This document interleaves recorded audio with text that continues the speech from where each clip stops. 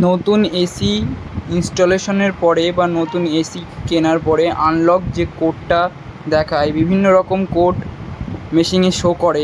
তার জন্য করতে হবে রিমোটে সেভার বাটনটা প্রেস করে রাখতে হবে 10 সেকেন্ডের জন্য।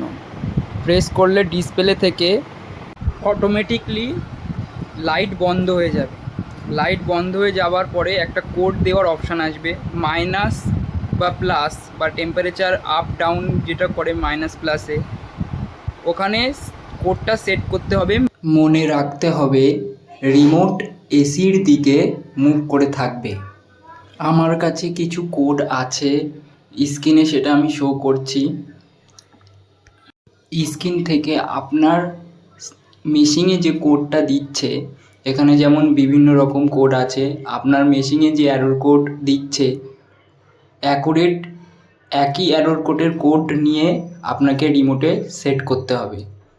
বা আপনারা কাস্টমার কেয়ারে, ভোল্টাসের কাস্টমার কেয়ারে ফোন করে আপনারা কোড নিতে পারেন। যে কোড মেশিনে দেখাচ্ছে কাস্টমার কেয়ারকে ফোন করে অ্যাকুরেট কোডটা আপনারা কাস্টমার কেয়ার থেকেও নিতে পারেন। কাস্টমার কেয়ারের নাম্বার আমার ডেসক্রিপশনে দেওয়া থাকবে। আনলক হওয়ার সময় ছোট্ট একটু ভিডিও আমি তুলে ধরছি, যেমন অ্যারোর কোড দেখাচ্ছে এখন। আনলক হওয়ার পরে ওখানে ইউএল দেখাবে, এমনভাবে ইউএল মানে আনলক দেখাবে মেশিন।